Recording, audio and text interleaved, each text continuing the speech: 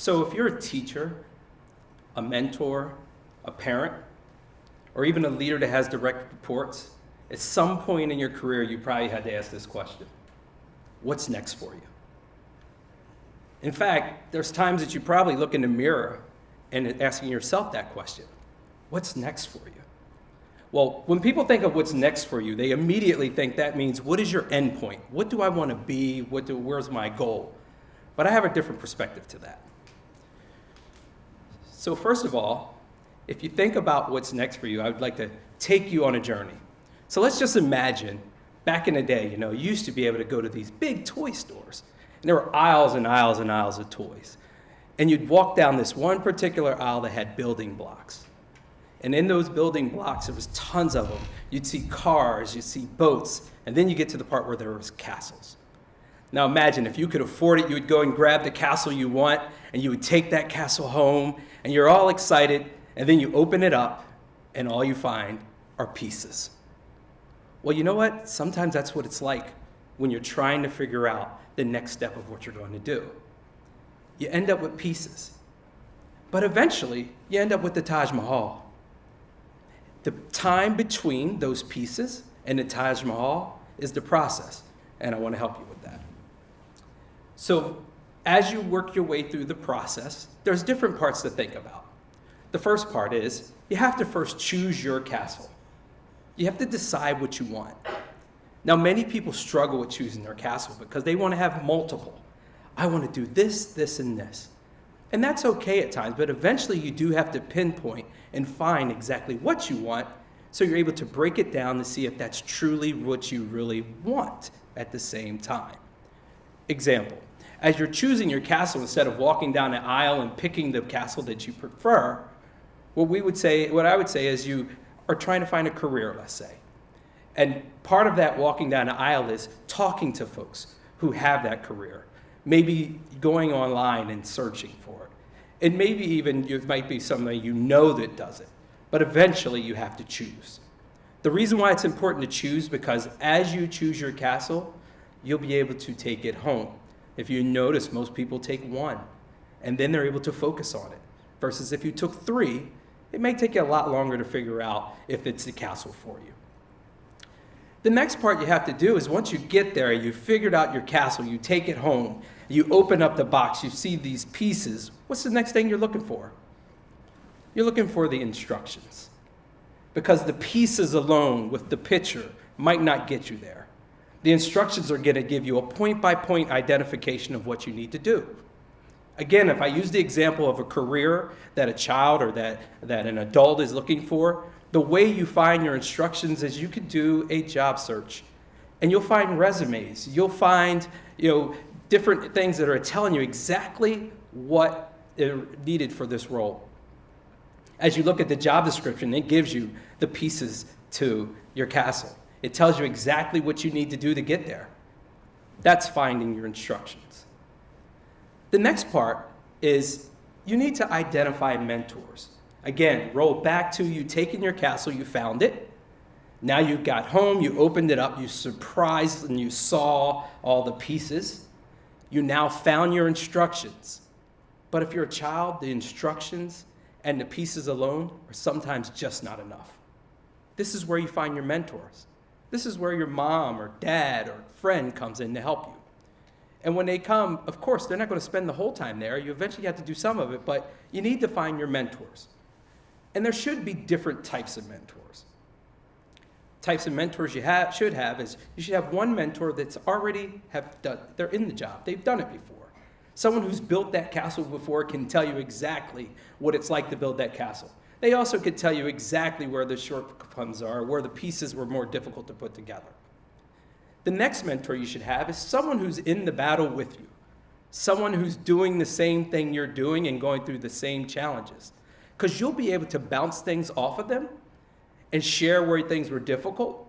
They'll be able to tell you how they overcome it, and from your own perspective, a perspective just like yours.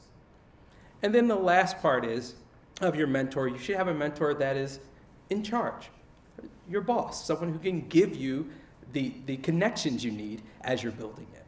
So this would be the equivalent of the parent. But here would be your boss. Your boss is going to be your mentor. Now, of course, they may not be ideal. Most of the time they will be. But your boss is going to be able to give you the connections and give you all the things you need to get to the next step. 3 mentors. Now, you can have walked down the aisle, found your castle. You could have found the instructions, and now you have your mentors. But that alone is not going to get you there. You have to do the work. Without doing the work, it's not going to put itself together by itself. So just like in your career, you can have all those things going on, and if you're not there rolling up your sleeves and getting the work done, you're not going to get to the final product. It's just not going to be done that quickly. Now, if I were to finish this and say, hey, now we're done, you would be like, well, it's just not that easy. And I would absolutely agree. There are going to be things that get in the way of this perfect circle of choosing, finding, identifying, and doing that are going to slow you up. Let's just talk about a couple of them. Well, the first thing that could get in your way is resources. You may be missing pieces. If you've ever had a Lego castle put together, you may miss a piece. Fell on the floor, rolled over. There might be a piece of your building that's missing. This is the equivalent of not having the resources as you're trying to build your career. Could be financial, could be access. These are all the things that could be in the way. But if you use your instructions and deal with the pieces you have, you can slowly put parts together until you find the resources to do it. Another barrier that could get in the way could be just flat out your friends, your life, your family, your spirituality, your health. All of them can get in the way. I use that as the equivalent of other people being impacted by your path.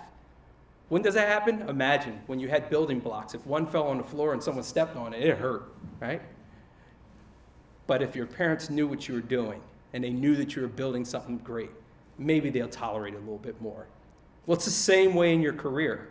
As you're building it, yes, I can't go to the party. No, I'm not able to go out with you. No, I can't, make my way to your home today because I have to build my castle. If you let people know you're building your castle, and especially if you let your friends know you're building your castle, they'll provide you with grace. The other big one is just looking at the entirety of what you have to do. Looking at all those pieces and going, wow, I have to put them together. That building block castle I showed you earlier, it had 4,200 pieces. It's overwhelming. Well, that's exactly what can happen. Let me share a story with you. I have a friend named Dave.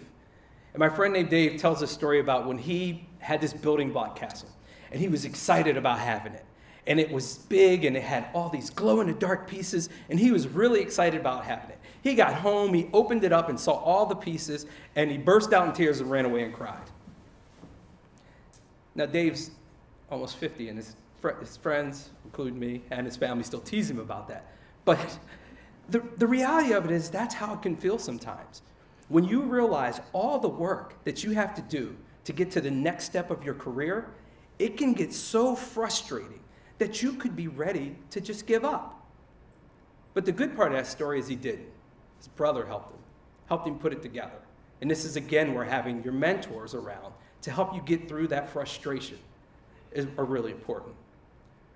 Now, there are going to be times that you get to the point where you have built your entire castle, and you go back and you look at it, and it may not look like the one that's on the box.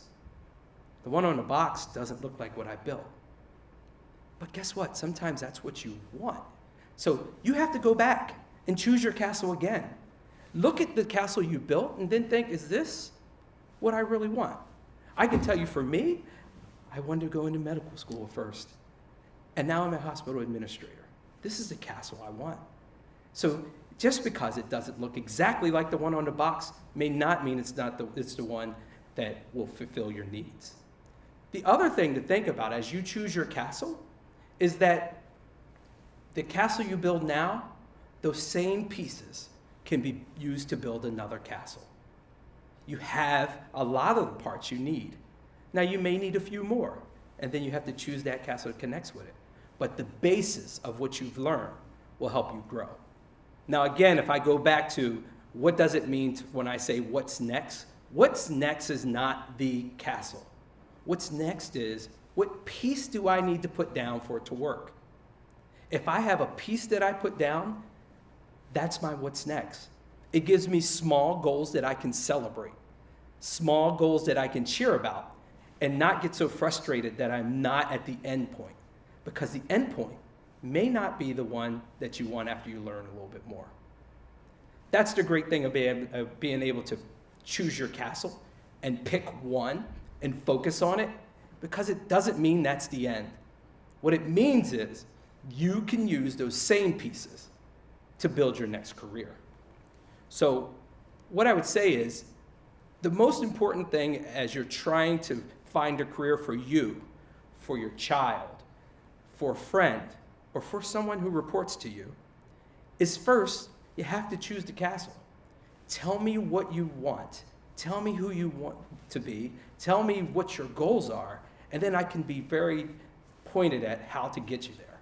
So you have to choose. Doesn't mean you're committed to it forever. It means you're committed for it today. Then after that, you need to find the instructions. Take the time out to figure out exactly what you need to do. Don't walk in blind. Ask questions. Mentor, shadow, do all those things that help you figure it out. Then identify the mentors that can help you. And don't just get one, get multiple. It's okay to have more than one. Different perspectives are good, especially when you have a perspective of someone who's done it before and people who are in that struggle with you, and then the person who's truly going to be your advocate and help you move forward. And then last but not least, you absolutely have to do the work. If you don't do the work, it's not going to put itself together for you. You have to do the work. And even though it may be exhausting, at the end of the day, you'll eventually get to your castle, which is the most important part, is getting to where you're at. So as you're trying to figure out and look in the mirror and say what's next for you, remember, it is not the final castle. It's the piece that you need next to get to your end point. Thank you.